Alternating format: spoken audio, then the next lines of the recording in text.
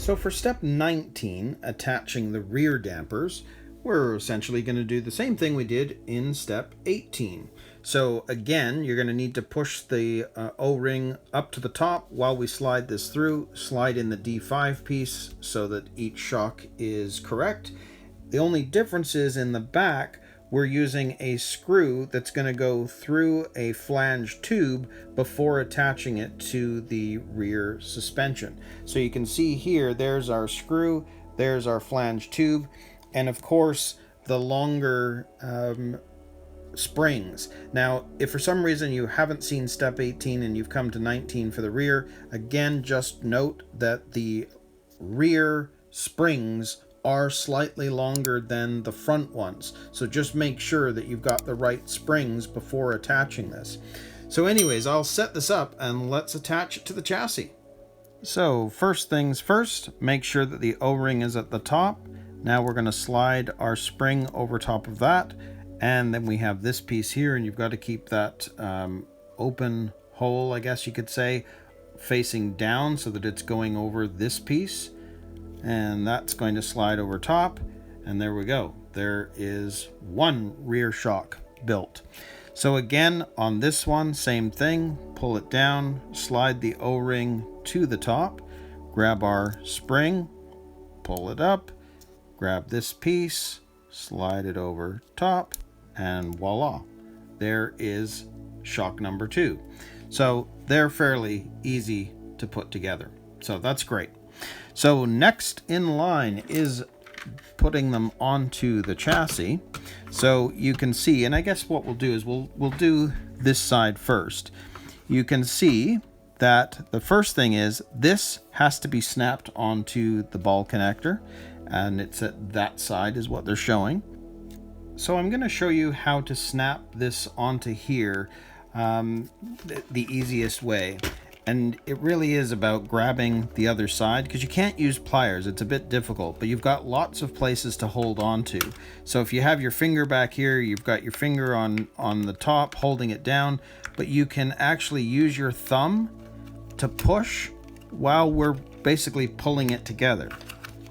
So if we go like this, there. So it's just a matter of pushing it on. And I did the same thing with the other side, because you can't use pliers, because you could at the front, just as it was showing up here, because of the angle. But down here, that's impossible because there's nowhere to grab. So you've got to be able to push it on with your fingers. So that's the easiest way to snap them on. Now, for this next bit, we're just going to use our, what do they call it, the flanged tube. We're going to stick that inside the bottom of the shock. This screw is going to go through there, and it's going to go inside that hole right there.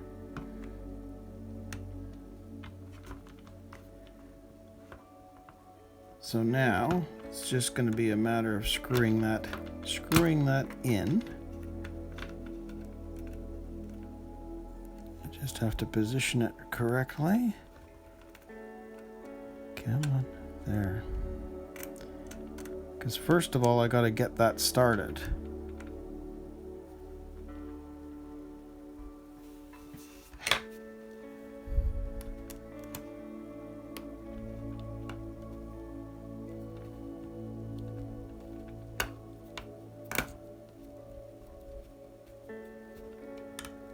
Make sure that it is going in okay, yes.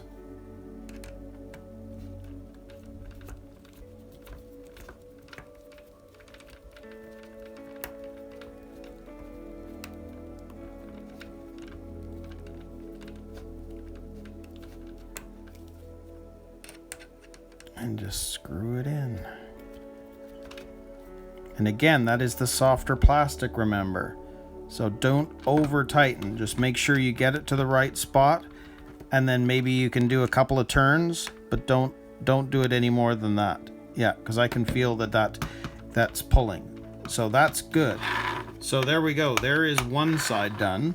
So now same thing, we've snapped this on, so we're going to put in our flanged tube, grab our screw, same thing, get it into that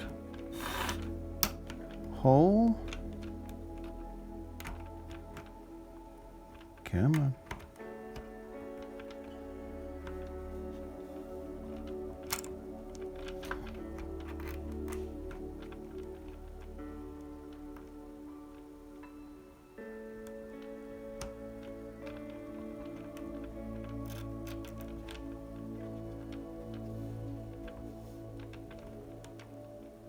Okay, there we go.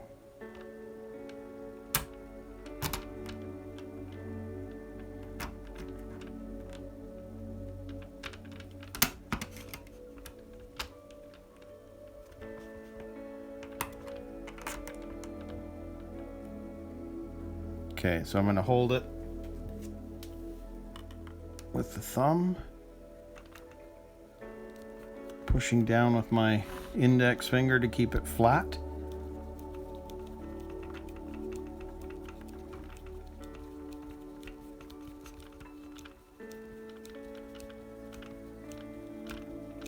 And go all the way to the end.